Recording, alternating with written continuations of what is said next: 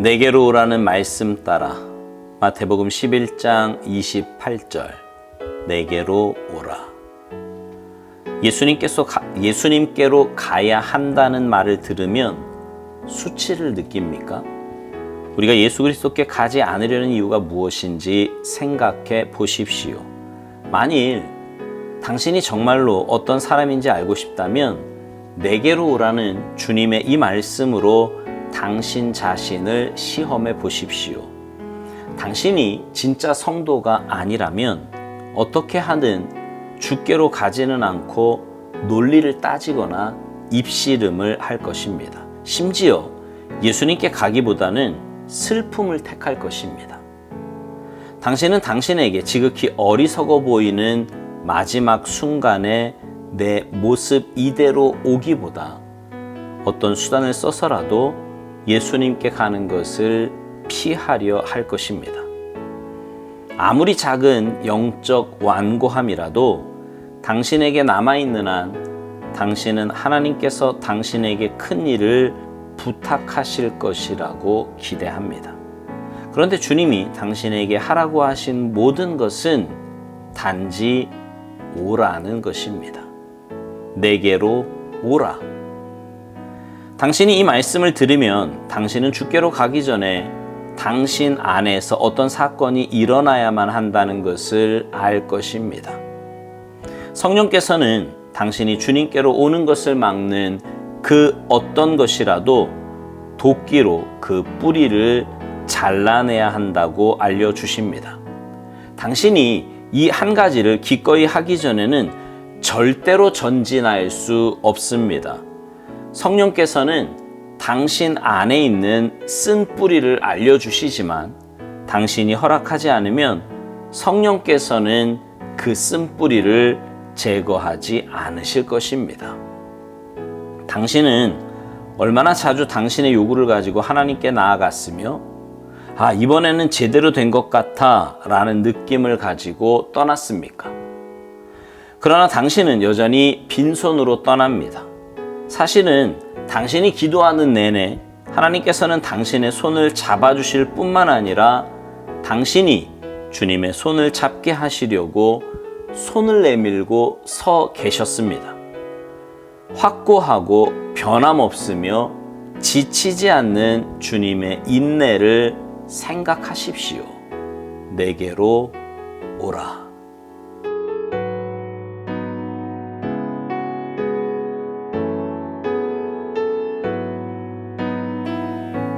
여러분 혹시 가시나무라는 노래 아십니까? 내 속엔 내가 너무 많아서 당신의 쉴 곳 없네. 내 속엔 헛된 바램들로 당신의 편할 곳 없네. 이렇게 시작되는 노래인데요. 과거에 시인과 촌장이라는 이름으로 활동한 CCM 가수이자 대학 교수인 하덕규 씨가 지은 노래입니다. 그는 한때 대중의 인기, 또 술, 대마초 등 쾌락에 빠져 살면서도 참된 인생의 의미를 몰라 방황했다고 합니다. 그러던 어느 날 누나에게 거의 끌려가다시피 해서 송구영신 예배에 참석하게 되었습니다. 그 예배에서 하나님은 아무 문제 없이 잘 살고 있다고 생각했던 그 하덕규 씨의 인생의 참모습을 보여주셨고요.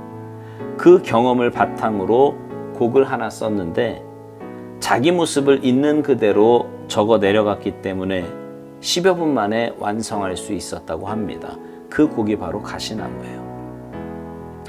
그 예배에서 그는 자기 안에 수많은 내가 존재하는 가시나무 숲을 보았습니다. 그리고 그날 밤 그 가시나무 숲에 주님이 찾아오셔서 만나주셨어요. 여러분 정말 우리 안에는 너무나 많은 자아가 있다고 생각되지 않습니까? 특별히 우리 그리스도인들에게는 하나님의 뜻대로 살려고 하는 나도 있지만 말씀대로 살기보다는 내 욕심대로 눈에 보이는 대로 살려고 하는 나도 있어요. 그런 우리를 세상에 그냥 두지 않으시고 날마다 우리를 은혜의 자리로 부르시는 분이 계십니다. 바로 우리 구주 예수님이세요. 그 주님의 부르심에 올바로 응답할 수 있다면 우리는 영적으로 깨어있는 사람이고 믿음의 삶을 살고 있는 사람들입니다. 그러나 그 주님의 부르심에 자꾸 외면하게 된다면 지금 나는 영적으로 어떤 삶을 살고 있는지 반드시 점검해 보아야 합니다. 만일 당신이 정말로 어떤 사람인지 알고 싶다면 내게로 오라는 주님의 이 말씀으로 당신 자신을 시험해 보라고 오늘 묵상에서 말합니다. 당신이 진짜 성도가 아니라면 어떻게 하든 주께로 가지는 않고 논리를 따지거나 입씨름을 할 거라는 거예요. 심지어 예수님께 가기보다는 슬픔을 택할 것이라고 말합니다. 여러분, 주님이 우리를 부르시는 것은 뭔가 일을 시키기 위함이 아니에요. 우리에게 뭔가 대단한 헌신을 요구하시기 위함도 아닙니다.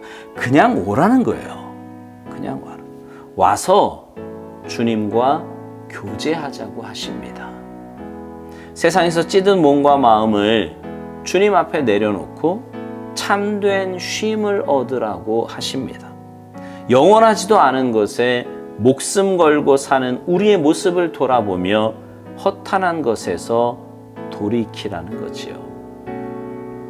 여러분, 주님의 원하심은요, 우리가 주님 안에서 참된 평안과 기쁨을 누리기를 원하시는 겁니다. 그런데 우리는 그런 주님의 마음을 전혀 깨닫지도 이해하지도 못하고 엉뚱한 생각을 합니다. 이것을 오늘 묵상은 이렇게 표현해요. 아무리 작은 영적 완고함이라도 당신에게 남아있는 한 당신은 하나님께서 당신에게 큰 일을 부탁하실 것이라고 기대한다고요. 그런데 주님이 당신에게 하라고 하신 모든 것은 단지 오라는 것이라고요. 그렇습니다. 주님은요, 단지 오라고 하세요. 주님께 나와 교제하자고요. 주님과 만나 삶의 참된 의미를 깨닫고 믿음 안에 거하는 복된 삶을 살라고 오라고 하시는 겁니다. 여러분은 주님의 부르심에 온전히 응답하며 사십니까? 만약 아니라면 무엇 때문인가요? 삶이 너무 바빠 시간이 없다고 핑계를 대십니까?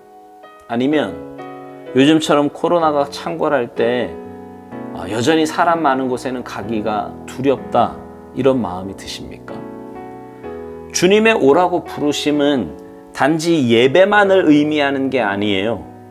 매일의 삶 속에서 주님은 우리를 부르십니다. 나와 만나자고 하세요. 그리고 그 주님의 부르심에 응답하여 매일 주님과의 만남이 내 삶의 자리를 잡을 때 우리 삶은 세상의 조건이나 환경과 상관없이 주님께로부터 오는 참된 기쁨과 평안 가운데 살아가게 될 것입니다. 성령께서는 당신이 주님께로 오는 것을 막는 그 어떤 것이라도 도끼로 그 뿌리를 잘라내야 한다고 알려주신다고 오늘 묵상에서 말합니다. 당신이 이 한 가지를 기꺼이 하기 전에는 절대로 전진할 수 없다고요. 맞습니다. 내 안에 주님께로 나아가는데 방해되는 것이 있다면 그것이 무엇이든 잘라내야 합니다. 반드시 잘라내야 돼요. 그리고 주님께 나아가야 합니다. 그래야 우리는 영적으로 성장하고 성숙할 수 있습니다. 사랑하는 성도 여러분, 내게로 오라는 주님의 부르심에 올바로 응답하며 삽시다.